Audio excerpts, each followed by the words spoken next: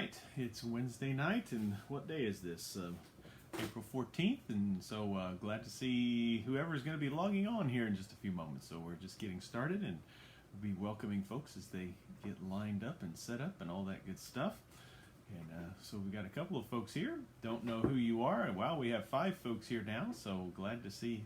There's Pat Breen and Peggy and Tom Yingling down in North Carolina. Good to see you. Welcome. Check in when you get here. We've got 8 of you in the room now, so glad to see whoever's here. It's always nice to know who's joining us. So let us know who you are, so we can say hi. I can say hello. Anyhow, good to see you, Chris Kessler. All caps all the time. Good to see you, bud. Glad you're with us. I hope your mom and dad are close by. Tell them I said hello. It's good to see you. Beverly Thomas, Melinda Owens. Good to see you guys. Norm, there was a baseball game last night. Did you happen to watch who won that game? Beverly, welcome. Good evening, Joan Squires. Good evening. I hope my buddy Morgan is doing well. Good to see you tonight, Joan. Glad you're here with us. Gloria, welcome. Glad to see you from Tappahannock. It's so nice to have you with us today. Melinda, I hope things are going well down in Culpeper Way. Norm. Dan and Becky, welcome. Good evening, friends. Good to see you. Martha, I know where your husband is, Martha. I hope he's having a good time down there. MBC, North Carolina, that's exactly right. Don and Gedna, welcome from Daytona. Royda, good to see you. That was just a practice. That's right. Good to see you. Good evening. Nancy and Linda, welcome. Good to see you guys. Roy, I don't have any dad jokes tonight. I'm going to let you down a little bit, but I got a couple. I couldn't find that many this week. In fact, Becky Werner sent me a message and said, do you have your dad jokes ready? And I just have a couple. Jacob Klummer, good to see you, bud. Glad you're able to join with us. Another friend from Tappahannock, Lisette. Nice to see you, my friend. Good evening. Jacob, I hope your girls are doing well. I miss seeing them. I'm sure they're getting ready to graduate. Marge Danner, good to see you, my friend. John Calloway, welcome, bud. I hope Sarah's with you. Tell Sarah I said hello. Ronnie and Nancy. Nancy, let me know if you got my email that I sent today, and if you have any interest in that, so you can check your email while you're logging into our Bible study. Marge, I love that blanket. That is so nice. Dan Crawford, my seminary professor. Welcome, sir. Good to see you. They're all in spots. Okay. Well, very good. Well, I'm glad. Hope you're doing well, Jacob. Hope you're doing well. Uh-oh. Norm's going to give me a report about the baseball game. I hope the Cardinals are winning. Mark Facemeyer, welcome from the beautiful town of Manassas, Virginia. Glad to have you with us, Mark.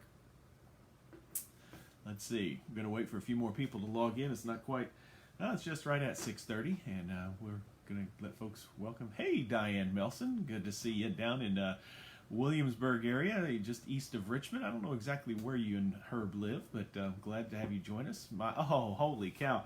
My sister is with us. She hasn't been here in weeks and weeks and weeks. So, Susie, I'm glad you're finally back. So it's good to have you back with us, Susie. So good to see you.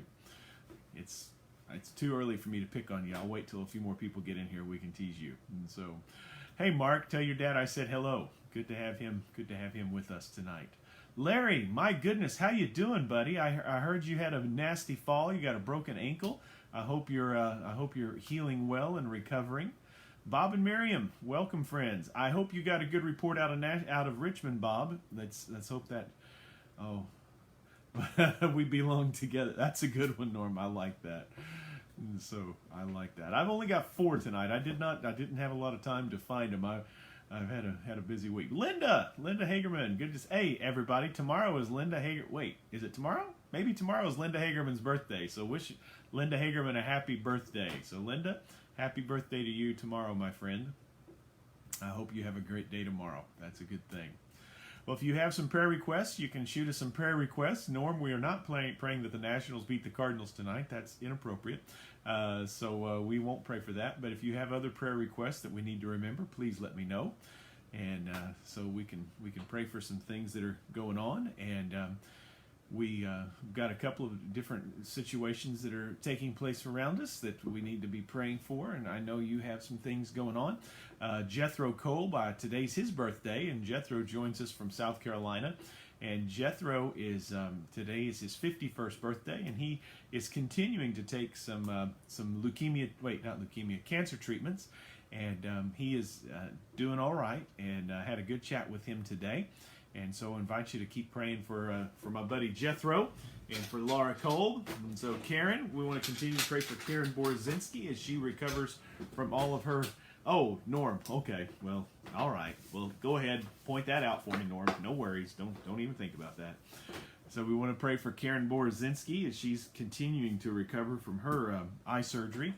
She's had some real challenges after some major surgery. Charles Savas, glad to have Charles with us. Charles lost his mother-in-law. His mother-in-law died out in California, and we want to pray for Yoko's mom. And pray for Yoko's family and Yoko as they deal with that. Dylan, my nephew, is with us today. And there's Mitch and Rachel. Welcome. Dylan, pray for your student and your whole class that's on quarantine. That's tough, buddy. I'm sorry to hear that. That's not easy. Well, and Royda, we'll pray for your next Pfizer shot and your last Pfizer shot, so that'd be a good thing. Other prayer things we need to remember? Other things we need to pray for? Any other prayer things we need to think about?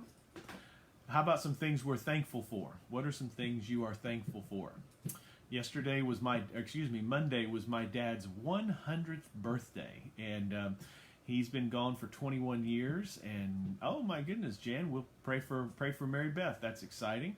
Grace Edwards, what's the story with Grace Edwards? How is Grace doing, Pat? I have not heard from Grace or Bill since.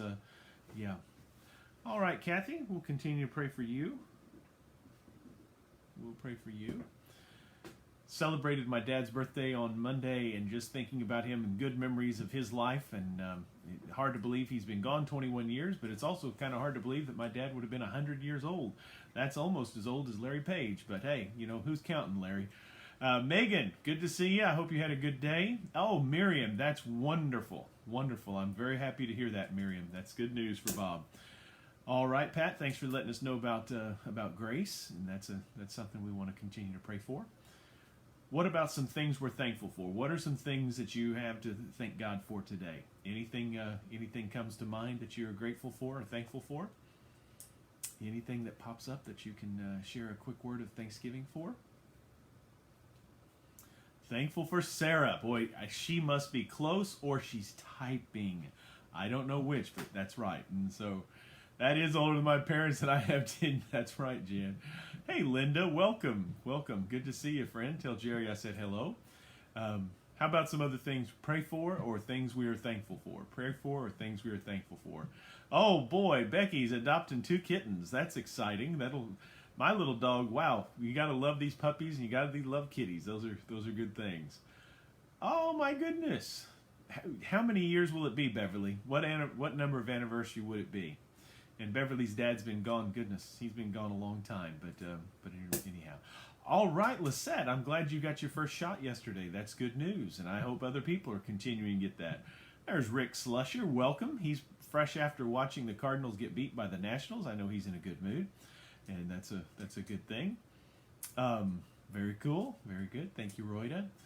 Other things we want to pray for. Other things we need to be thankful for. I had the opportunity yesterday to go down to Lake Anna with Ron White, and we went fishing at Lake Anna. And Ron is a big bass fisherman, and he loves to bass fish. I like to catch fish, so I don't care if they're bass or catfish or bluegill. So I just took a bucket of minnows and had a big time just catching panfish, and had a good day with Ron. Beautiful day out on the water. You might be able to see my bald head got a little red, and I kept my hat on, but it was very, very nice to be on the water and enjoy some time with Ron. And that's the 3rd or 4th time Ron and I've gone fishing, and that was very enjoyable. My sister just said, pray for my Uncle Neil. My Uncle Neil is 92 years old, and he has lived a very active, vibrant life. And when he turned 92 last month, it's like he just said, I'm finished. And it's just been tough. He's had an infection. He's had some other challenges, and I just don't know. We don't know what outcome's going to be. And so they're taking care of him in the hospital and whatnot. But my Uncle Neil's really, really struggling in that capacity. So invite you to be in prayer for my Uncle Neil. There's Glenda and Boudreaux in Amherst, Virginia. Mark, thank you very much. I appreciate that. I don't know who Ann Northern is. I'm glad you know who she is, Beverly Thomas, because I don't know her. So I'm glad that Ann's with us, and so that's a good thing. Other prayer things we need to remember, other prayer requests, things of that nature. My wife has been working so many hours with her job, and it's just been a challenge. And I'm so grateful for all the work that she's doing in Fairfax County, and also with our preschool and all the things going on with our church. She's been a very, very big help, and so we're grateful for them. Arlene Morgan, good to see you. Joan Squires, I appreciate that as well. Very nice. All right. Other prayer things, other things we need to remember. Other things we need to remember, folks. Anything else? All right. Well, I'm going to invite you to join me as we go to Lord in prayer, and then we will get started here in just a moment. One other thing. I was able to go by and see Wes Harrington. Wes has had some health challenges, and got to go by his house and see Wes and his wife. And Jan, that's really good. I'm impressed. Good stuff, my friend. And Wes is recovering well. And in his words, he is tethered to an oxygen machine, and so he's got some assistance there, but had a good conversation with him. I took him a Chick-fil-A chocolate milkshake, and I don't know if he was happier to see me or get the milkshake, but at any rate, had a good visit with Wes and Francis, and that was kind of nice. So that's a good thing. Hey guys, let's pray together, and then we'll get started with our Bible study. Lord, thank you for this night, for everyone who is here, for the family and friends who are gathering from across the country and around the world even now. We are grateful, Father, for the privilege we have to break the bread of life together, to find encouragement in your word, to gather together on Wednesday nights and just be a community of faith. And Lord, as we hear people connect, and this Ann Northern, who I don't even have a clue who she is, but she's joining with us tonight. It's exciting to see our church and its impact just continue to go out as we try to encourage people and help people find hope and strength as they follow you in this crazy season.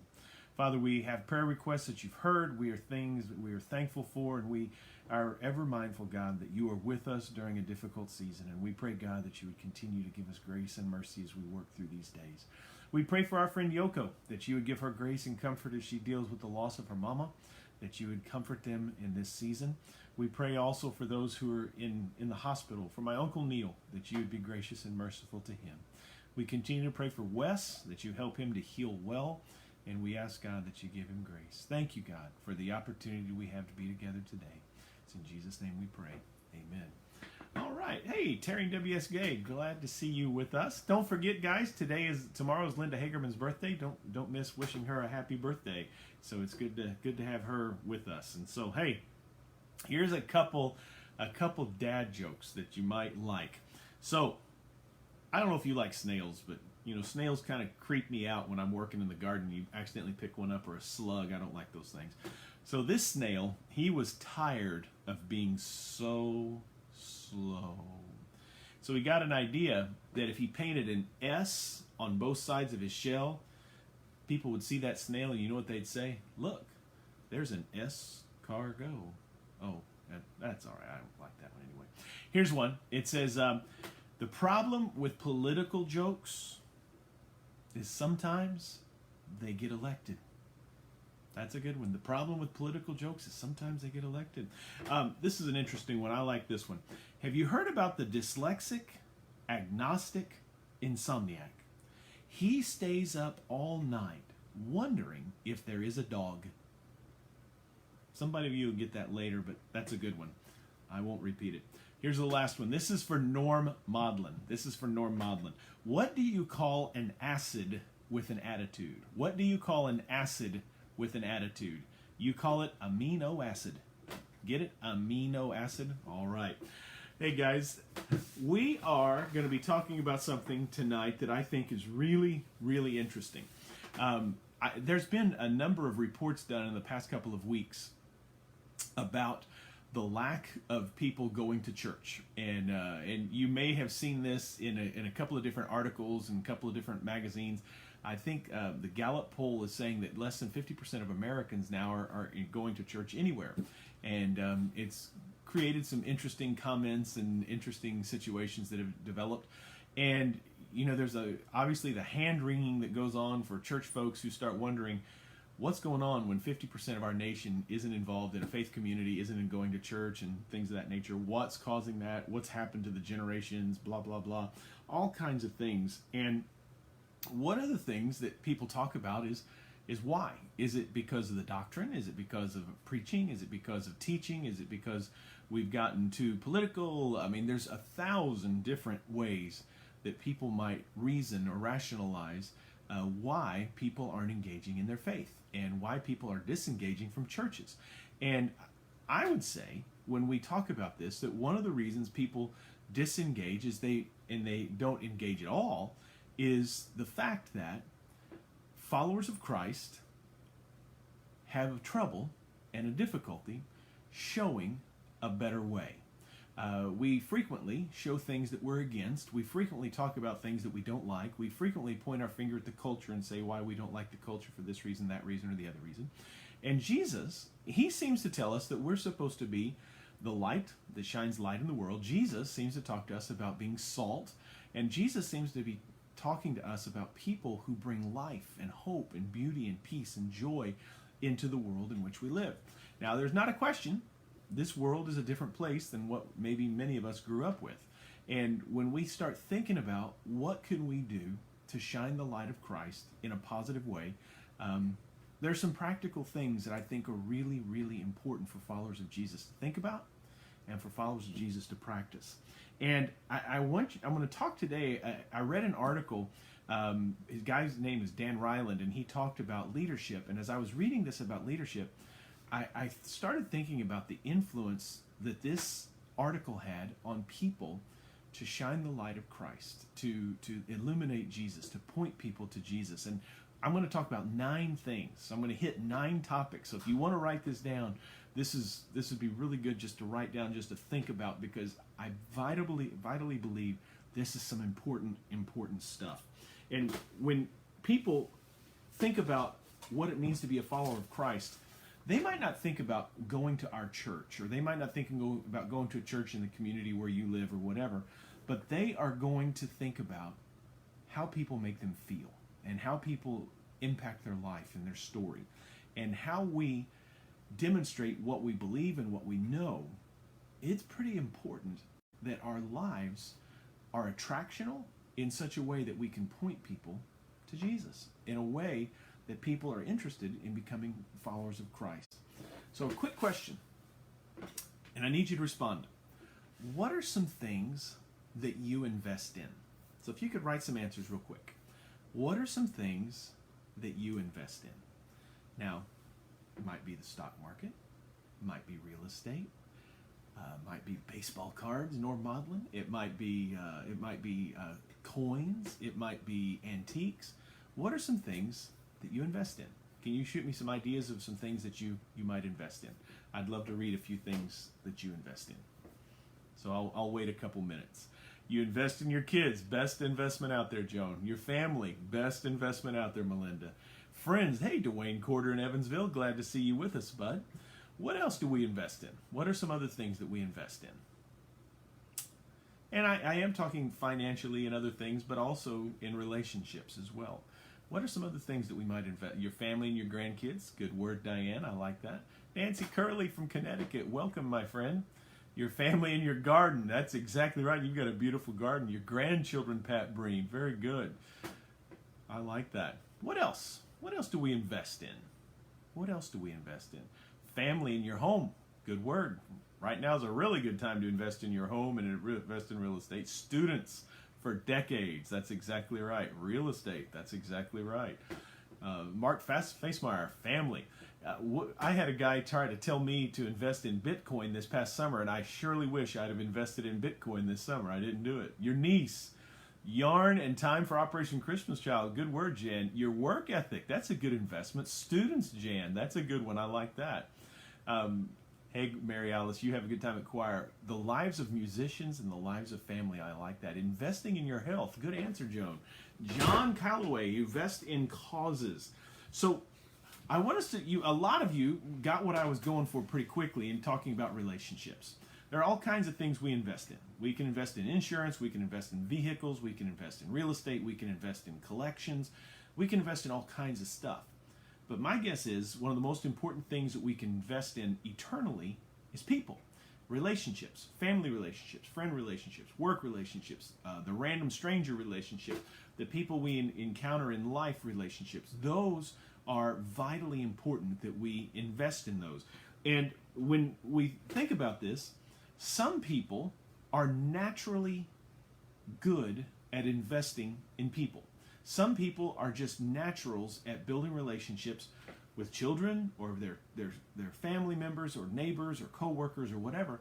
And others of us, we have to work a little bit harder about investing in people. And there's Barbara Strickland. Glad to have you with us. Yes, Mark, that's another one. We invest in education.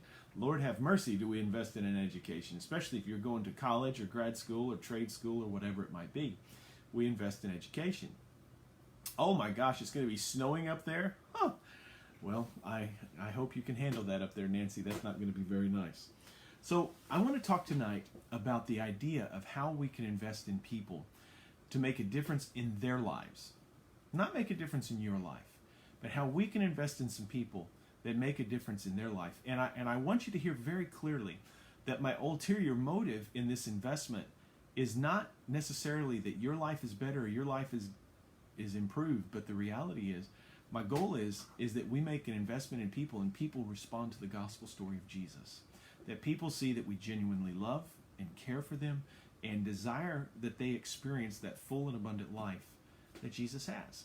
So 9 things. 9. Write them down. 9. You don't have to write them down, but I'm going to quiz you next Wednesday. Here we go. First thing we can deal with people when we address these things is the idea of investing with people and investing in relationships by treating people with respect. How much money does it cost to treat a person with respect? How much does it cost to treat a person that you work with, that you live with, that you encounter at McDonald's or you encounter at Walmart or the grocery store or whatever, that if you simply treat them, that we respect them? When you treat a random stranger, a police officer, an EMT, a nurse, a whoever, with respect, you show that person that they have value. That they have value to you, and as a follower of Christ, that they have value to God above. People do not forget how you make them feel. They don't. They don't forget it. They don't forget it when you're at Tony's Pizza. They don't forget it when you're paying for your groceries at the grocery store. They don't forget it when you run into them wherever it is you are. If you treat people with respect, people you agree with, people you disagree with, people that whatever you're in, whatever part of life, if you treat a person with respect, you are making an impact. And guys, who's our model? As followers of Jesus, Jesus. And when Jesus did this, he does this over and over and over again. In the Gospel of John, when he met the woman that had lived a pretty crazy life in John 4, Jesus spoke with her, talked with her, invested in her, and she went back into her Samaritan village, and a revival broke loose because Jesus treated that woman with respect.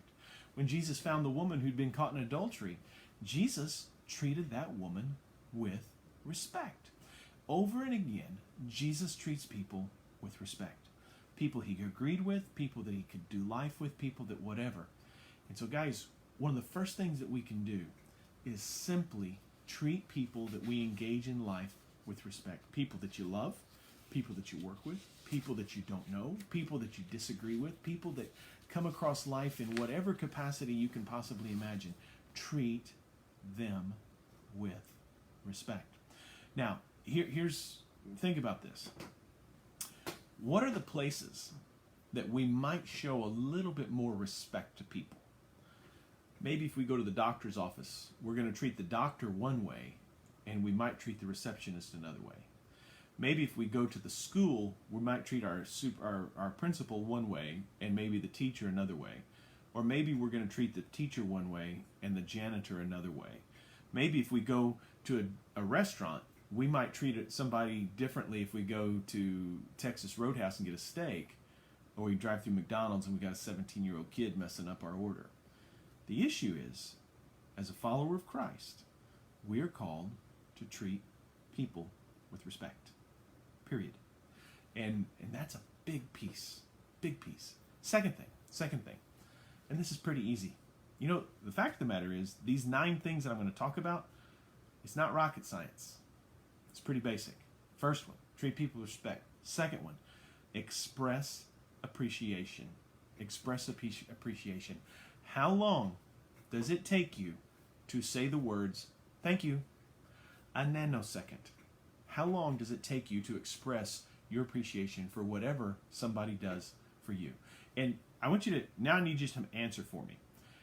How many ways can you express your appreciation? Give me some thoughts. Give me some ideas that you can do to express appreciation for whoever it might be. The random person, the grocery worker, the doctor, the lawyer, whoever it is. How can you express some appreciation? Give me some ideas. Write down some ideas for me, please. Can you do that? I'm going to sit here and look at this and wait till I get 5 responses. I'm waiting for 5 responses. Beverly Thomas is the last one. She wrote good word, so I need to get 5 more good words from you. Write a thank you note. Good word, Joanne. Thank you. By telling them or sending them the card. Thank you, Linda. A simple thank you. It goes a long way, doesn't it, Dwayne? It really, really does. What else? How else can we send a thank you? Smile. Say thank you. Email their boss. That's a good one. Gifts, notes of thanks, telephone calls. Good word. Smile and say thank you. Yes, sometimes it only takes a genuine, you're exactly right, a genuine, send cards of notes, thank workers on the spot. I've also used Hershey candy bars. I like that. That's a good word. Other things? You've already got more than 5. I say to everyone I can, my new favorite expression, I appreciate you. Those words, they look like I'm crazy. That's awesome. Give my doctor, and Linda, it makes some good fudge. Do something good for them. Melanie, thank you for your help. I appreciate it. That's exactly right. Give them a good review. Good answer, Peggy and Tom. I like that. Tell your pastor, Roy, to thank you. I appreciate that. So you see this? It doesn't take long. It doesn't take long. You guys know, or maybe you remember at Christmas time, I gave $1,000 to Tony's Pizza, and I gave a little card to give to all the police officers, first responders, and firemen, EMTs, whatever, just to buy their pizza if they came in for lunch. And the story was, if they go in and they're in their uniform, Tony's Pizza would give them this card, and it said, the people at Manassas Baptist Church say thank you for your service, and if there's anything we can do, let us know. We're praying for you, and we thank God for you. After we did that, somebody else gave me another $1,000, so we did it twice. I was talking to a police officer on Monday afternoon, and he just went on and on about what that meant. Sometimes saying thank you by buying somebody lunch makes a difference. So this is pretty big. Now here's the bigger question. How do you feel? How do you feel when somebody genuinely appreciates you? How do you feel when somebody genuinely appreciates you? Give me 5 answers. How do you feel when somebody genuinely appreciates you? Go. Royd is the last one. She wrote, tell your pastor. So I'm going to wait till I get 5 responses. How do you feel when somebody genuinely appreciates you? Waiting. All right. Your heart feels full. Good answer, Beverly. I like that. Jackie Kirk from Benton, Illinois. Welcome, bud. You feel honored. That's a good one, Dwayne. I like that. You feel happy. I like that, Royda. That's a good word. Blessed. I like that, Melinda.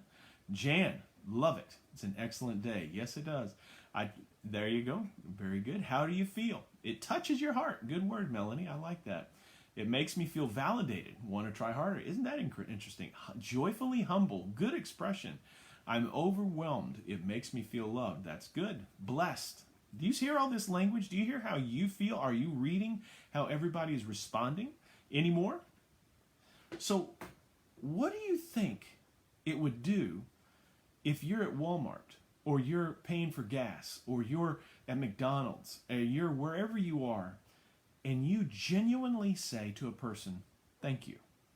And maybe you go to that place on more than one occasion. Maybe you're a regular customer there. Maybe that gives you an opportunity to actually build a relationship. I don't know how many of you know Anthony Crisp. Anthony Crisp and Kim attend our 11 o'clock service. They're lovely people. Anthony and I shoot skeet together, and frequently we'll go grab lunch at Chick-fil-A, and then we'll go out to our club and we'll get ready to shoot skeet. When we go to Chick-fil-A, every person in the line, you know how it takes, you got to get like 15 people to take your order at Chick-fil-A, and they do it super fast.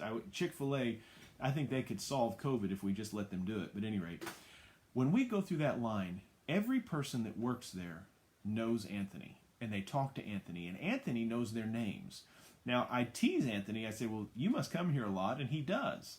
But he takes time to express appreciation to those students and to the people that work there. And you know what? He's invited them to church. He's built relationships with them. He's making a difference. Maybe, as followers of Christ, if we express appreciation to people genuinely, heartfelt, that might make an impact in people's lives. Just saying. Third thing. When we talk about what it looks like to build some relationships with people, maybe the first thing is treat people with respect. Second thing is to express appreciation. And the third thing is this: encourage. Encourage people. Encourage them often and encourage them generously. Did you know that you really can't encourage someone too much? That there's really no way for you to build someone up too much? I guess maybe there is, but in my life, I don't know if I've ever gotten too much encouragement. It's kind of nice. We're frequently aware of what criticism does, and we're frequently aware of complaining does, but encouragement, it's kind of a nice deal, especially if you make it as something that's super sincere. Couple verses I want to share with you.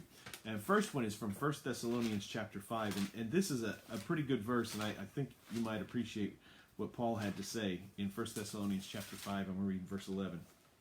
It says this: "Therefore, encourage one another and build each other up, just as in fact you are doing." Paul said to the church of Thessalonica, encourage one another, build each other up. It's important. Ephesians chapter 4, verse 29. Listen to what this says. Ephesians 4:29. "Do not let unwholesome talk come out of your mouths, but only what is helpful for building others up according to their needs, that it might benefit those who listen." So, throughout the Bible, we kind of see this message about the importance of encouraging people in the church. And, we get beat up enough at work. We get beat up on our commute. We get beat up by 1,000 different ways. And it's kind of nice to have somebody coming alongside and offering us some encouragement. So here's another thing. When somebody comes alongside of you and encourages you to press on, to go forward, to continue your job, to do whatever it is, why is encouragement important to you? Why is encouragement important to you? So I'm going to wait. I'd really like to see for you, why is encouragement, being encouraged, important to you? Can you shoot me some answers? I would really like to see that. Dr. Gower joining us from Front Royal. Good to have you and Gwen with us. I'm waiting for some answers about why encouragement, being encouraged, is important to you. So I'm going to hold off for just a second and see if anybody responds. I hope somebody responds. Any responses? This is maybe a hard question. I don't know. It lifts your spirits. Good word, Melinda. I feel seen, acknowledged, and empowered. That's a good one, Beverly. I like that. That's a good word. It has both now that's interesting. Physical and physiological impact. Encouragement lifts our spirits. Yes, it does. It tells you in the right path, in the right direction. That's a good word. Makes our day and makes us want to do more. Now, Becky, that's a good thing. It motivates, Arlene. Very nice. I like that. Any other word? That's a bunch of good answers. Any other thought that what encouragement does? It makes going through tough times doable. Good word. So, once again, this image, it makes you feel valued. Good word, Jacob. Gives incentive to go forward. Another good word, Peggy and Tom. Thank you. Other things? So, here's another one. When we see people that maybe we've been building a relationship with in some capacity, acknowledges you. Thank you, Melanie. Lifts your spirits, Royda.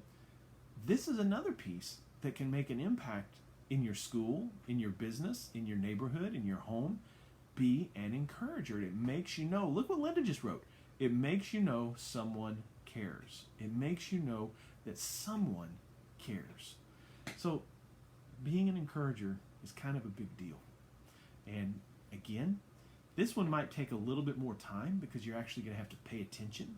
You're actually going to have to formulate a comment or formulate some kind of a statement to let people know that you fully understand what they're doing and going through, and you want to help encourage them. So that's kind of a big deal. So the next one that I think is vitally important as we think about this world in which we live, this COVID world, a world in which our churches are struggling and things of that nature, and we want to be able to reach people with the story of Jesus. And this isn't hard, and this isn't rocket science, but it's kind of important. Be kind. Be kind. Be kind. Sometimes we think in the church that we've got to be tough-minded, that we've got to make hard decisions, that we've got to have this bold vision, that we've got to have the 3-year plan, the 5-year plan, we've got to have the right doctrine, we've got to have the right music, we've got to have the right lights, we've got to have the right building, we've got to have the right strategy. But the reality is, if we're not kind to people, if we're not kind to one another, if we're not kind to strangers, if we're not kind to people in our community, if we're not kind to people, the random person that we come into contact with, none of that matters. None of that counts, because people will just think we're jerks. And if people think we're jerks, they're never going to come in the doors of our church, period. So when we talk about being kind, you're building trust, you're building some connections, you are definitely showing some genuineness in relationships that are being built. When you are kind to people, helping them in whatever the capacity might be, you're making a difference. I have been pushing so hard to help people get vaccinated. And I've sent out email after email after email, and I've invited people to share with their coworkers, with family members, with random strangers, that if they need a vaccine, get in touch with me and we can help do this. And you should see some of the emails that I've received from people who've gotten vaccinated because of what we're doing. It's amazing. It's like giving them the Willy Wonka's golden ticket. It's crazy town. They're so excited, and it's very encouraging. And it's just being kind. It's just trying to be helpful. It's just trying to take a simple step. When you embody kindness in your workplace or in your neighborhood or at school or wherever it is, you are embodying humility. And that's kind of a big deal with Jesus. You are modeling this, a desire to serve others. And you know what? That's a big deal with Jesus. When you practice kindness, you're showing a sense of contentment that you're not trying to get ahead, that you're not trying to step on somebody else to go up the ladder, that you're intentionally being kind for a reason. Why? Why do we want to be kind in this journey of ours? Listen what the Bible reads in the book of Galatians, in Galatians chapter 6, in verse 10. Therefore, as we have opportunity, let us do good to all people, especially to those who belong to the household of faith. Let us do good to all people, especially those who belong to the household of faith. And there's a second verse I want you to hear, and that's in Colossians chapter 3, and this is in verse 10. Listen to this one. And having put on that's the wrong verse. In verse 12. Therefore, as God's chosen people, holy and dearly loved, clothe yourselves with compassion, with kindness, with humility, with gentleness and patience. Clothe yourselves with kindness. So, guys, you think about this. Veronica got me this shirt a couple of weeks ago. It's a brand new shirt. First time I've worn it. Today, I picked it up, put it on. Veronica said, "Oh, David, I like your new shirt." Well, she picked it out for me. I like my shirt. I don't know if you like my shirt. I like my shirt. I intentionally chose to dress myself with this shirt. And that's just the decision I made today. You and I make the decision every day to clothe ourselves with kindness. It's a choice. It's a choice that you make. It's a choice that I make. It's a decision to be kind to other people. And let's face it, There's a lot of times we don't want to be kind, when we don't want to be friendly, when we don't want to whatever. And the picture is, it's an intentional decision to clothe yourselves with kindness, with gentleness, with compassion, with humility. Kind of a big deal. Do you want to make an impact with your church and your community? Be kind. Be kind. And make an impact in that capacity. And I'm not just saying this in a Pollyannish way, where if you're kind, your church is going to grow or our church is going to be impacted. But I am saying that people will not miss it. They will recognize it in that capacity. And there's Walter. Everybody can recognize Walter. Everybody, say hi to Walter. Walter, good to see you, bud. Glad to have you with us tonight. Good to see you. Well, thank you, Linda. It's a nice shirt, and I'm not going to tell you that it was on sale, but it's on sale. All right. Here's another one. And this is another piece that's kind of important. Listen. Listen. Listen to people. Listen. Listen. Listen. Listen. Thank you. I appreciate you guys saying hi to Walter. You were listening to me. Awesome. Good to do. I'm glad you did that. Do you know what happens when you listen to people? Do you know what happens? You esteem them. You are showing them you value them. When you listen to a person's hurt, heartache, problem, struggle, whatever, their good day, their bad day, their whatever day, when you listen, you are showing that they are valuable, that they are important.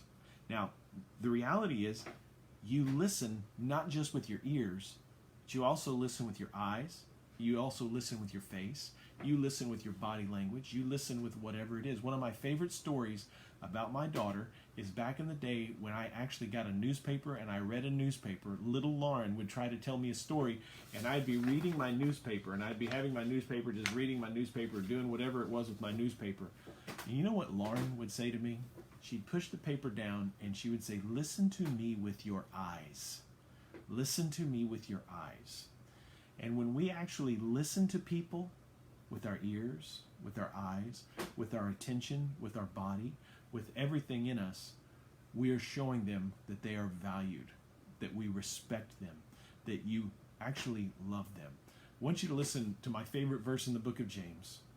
My dear brothers, every one of you should be quick to listen, slow to speak. Larry Page, you got it. Nancy Curley, you got it. Jan Rail, you got it. Slow to speak and slower still to become angry.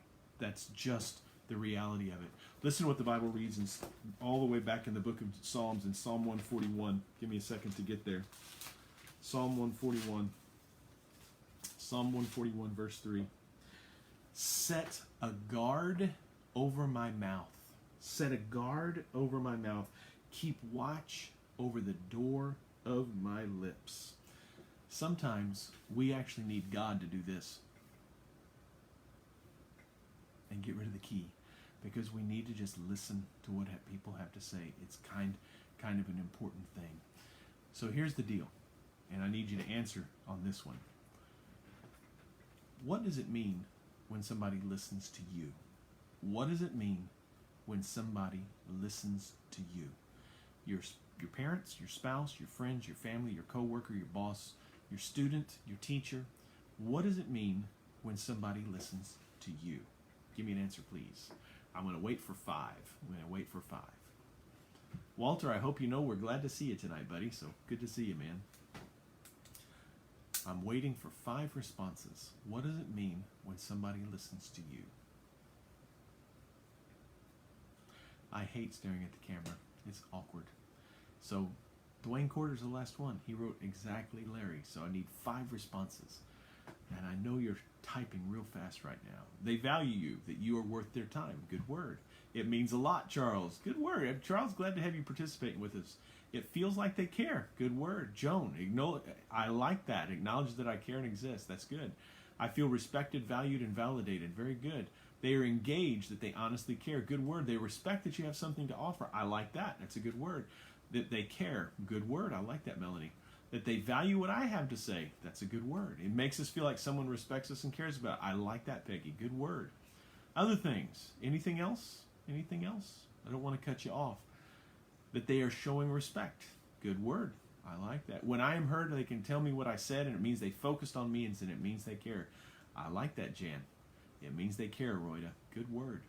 You guys are doing great. I appreciate all these responses. They are absolutely awesome. Once again, what does it mean when you listen to somebody? Last week, I was at, where was I? Home Depot. And I was going, at Home Depot on Liberia, you almost have to go through your self-checkout. And I was going through the self-checkout, and it was taking a little while for the person in front of me. When I finally got up there, I got my stuff that I needed. I got a spark plug for my lawnmower. I got the wrong spark plug. And Mitch, if you're still watching, I might need you to come over and help me with my lawnmower, but that's another story. So I got my stuff, and when I went to scan it, next to the barcode, there was a QRL, and it shut down the machine. And so I couldn't do it. And this lady came over, and she said, "Oh my goodness, yeah, you scanned the QRL," and da-da-da-da-da. And she started talking, and she started talking, and she started talking, and she started telling me about saving money for her first house, saving money for her children. She started talking about saving money for her car. And for 5 minutes, I just sat and listened. And after she realized she'd been talking for like 5 minutes, she looked at me. She says, "I am so sorry that I've just told you my life story. I don't know why I did that." And I looked at her and I said, "Well, ma'am, I can tell you exactly why you did that." And she said, "Why?" I said, "I'm a pastor, and people talk to me. They feel safe talking to me." And she started laughing, and she said, "You know what? You're exactly right. I did feel like you were safe that I could talk to." I said, "It happens all the time." And so that's just not my thing. That can be any of us. If we actually look at people and we pay attention to people and we have an opportunity just to listen to their story.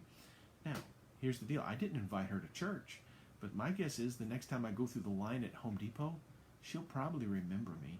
And if we have a conversation in the future, it might be an opportunity for me to maybe share the story of Jesus with her, or maybe invite her to my church and invite her to something a little bit deeper.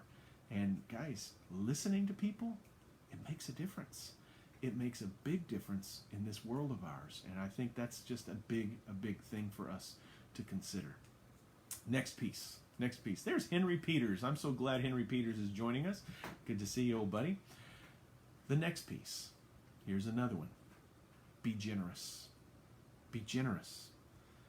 Be generous. When you go to a restaurant and your server sees you pray with your friends or your family or whoever, and you don't leave a nice tip, what message is being sent? When you take a friend out for lunch, buy their lunch once in a while. Buy coffee, drive your car, do whatever that it is that you need to do, but be generous. Be generous with your praise. Be generous with your encouragement. Be generous with your time. Be generous with your wisdom if they need some wisdom. W.J. Strickland, he's an amazing cook, and today he brought us a pound of barbecue and just put it in the kitchen refrigerator, and just, wow, I love that kind of generosity when somebody shares some of the things that they cook. That's just a nice thing. When you are generous with your time or your talent or your treasure or whatever it is, you make an impact on a person. You just do. You influence that person. That's what's happening. And as you do that, people don't miss the fact that you're generous by being kind. That's kind of a big deal. Here's another one. Here's the 8th one, in fact. Own your mistakes. Own your mistakes. You get mad and lose your temper, apologize. If you say something that's not appropriate, apologize. If you do something that you shouldn't have done, own it and apologize. If that's at work, if that's at home, if that's at church, if that's in your family, if that's wherever it might. Yes, I am generous with that pizza that you keep bringing, Linda. That's awfully nice. I'm going to take a couple of those to my skeet shooting buddies tomorrow. But own your mistakes in a way that people understand that you're human. Followers of Jesus are not perfect. We're going to lose our temper. We're going to say things we shouldn't say. We're going to do things we shouldn't do. We are not going to be perfect. We are absolutely not. And when we're not, own it. Apologize for it. Move on from it. And keep going. And Beverly Thomas wrote in all caps, "This is the hard one." Yes, it is. Own your mistakes. That's a big one. because we all are going to make them. And the last piece, and Beverly, this one will not be hard for you, is this: care about people. Actually care about people. Genuinely care about people. Because if we want to make an impact for the kingdom of heaven on earth, if we want to be about the business of growing churches, if we want to be about the business of making an impact for in the name of Jesus, then actually caring for people is kind of a big deal. Caring when they've got a bad attitude, caring when they're not nice to us, caring when they mess up our order, caring when we get sideways with them. People really, really, really don't care about what you know until they actually know you care. And Dwayne Corder, you got it. We need to lose that me attitude. That's a big one. That's a really big one. The picture is that we actually do need to care about people. Jesus cared about the people that nailed him on the cross. Jesus cared about the people who betrayed him. Jesus cared about the people that just were not interested in him. He did. And he asks us to do the same. And so maybe this is a tough place, but the reality is if you don't care about people, maybe one of your prayers should be, ask God for some empathy. Ask God for some compassion.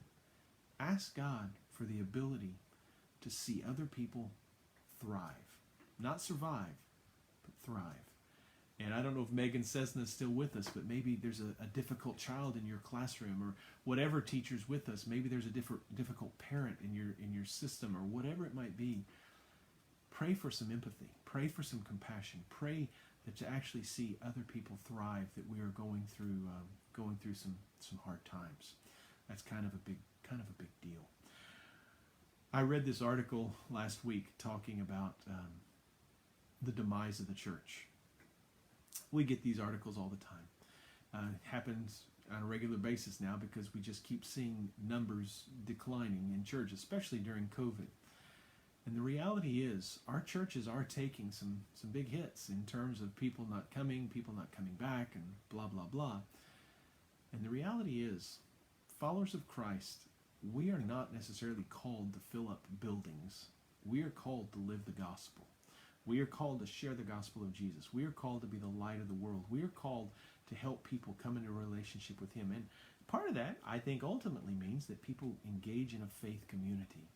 And our faith communities are going to be different. I mean, my goodness, how many people are watching right now? We've got 34 cameras on us right now, but who knows how many people are there and how many people are going to watch this later? We don't know. But the reality is, if we want to make an impact in the world, treat others with respect, express appreciation, encourage people, look for the best in people, be kind, listen, be generous, own your mistakes, and care. Big stuff. I think Jesus is very interested in his followers actually living and walking the talk, as Nancy Curley just said, that we actually model that mercy and grace and love that he teaches us and shows us. I think that's kind of a big deal. And so tonight, I'm very glad to get all your responses. I want to go back and read your responses later. But it's been good to be with you tonight and to talk about this and to share this journey with you. Now, our choir has already left us. They're, I think Becky, Werner, and Dan are already gone, and some other folks. But it certainly was good to be with you tonight, and I'm glad that you could hang out with me for a little bit. And I will see you on Sunday morning. Oh, by the way, Sunday morning, we have a special guest coming to Manassas Baptist Church. She'll be at the 9 o'clock service and the 11:15 service. Her name is Cora Harvey Armstrong. And so if you're from Tappahannock and you know Cora Harvey Armstrong, give everybody a quick word about how awesome Cora Harvey is, because Cora Harvey is going to be with us Sunday morning, and she'll be with us at 9 o'clock and 11:15. Cora Harvey is an incredible gospel singer from Newtown, Virginia. She's a lovely, lovely lady, and I'm very excited that Cora Harvey will be with us. Cora is not traveling as much as she was because of some health issues, and so we're excited to have Cora Harvey with us. Hello, Kenny Shoemaker. Glad to see you, buddy. We're excited to have Cora Harvey with us. going to continue our sermon series on Sunday, focusing in on God's promises, and we're going to be talking about the promise of the future in Jeremiah 29:11. I know the plans I have for you, declares the Lord, plans not to harm you, to prosper you, and give you a hope and a future. So we'll be talking about God's promises on Sunday, and would love to have you be a part of that. Last week, we talked about peace, and so that's kind of exciting. Jacob, she is amazing, isn't she? I'm so excited that Cora, this will be her second time with us, Jacob, so I'm excited that she'll be with us again. So, all right, guys. Well, it's so nice to have you here with us tonight, and it's good to see everybody who's joined us. If you haven't checked in, I would love to see who all is here. And so it would also be awfully nice just to see who's here. If you could just zip your name in, I would greatly appreciate that. That's encouraging to me, just to know who all was with us tonight. So anyhow, thank you for being with us, and I hope you have a great rest of your Wednesday night, and that's a good thing. Erlene, you've got to be there Sunday morning. You've got to be there Sunday morning. You are going to love Cora Harvey. So please come. In fact, how's Kenny doing? I meant to ask you about Kenny. Hey, Megan. Good to see you and Kenny with us today. Larry Page, you heal well, buddy. Beverly, glad to have you with us. And so good stuff.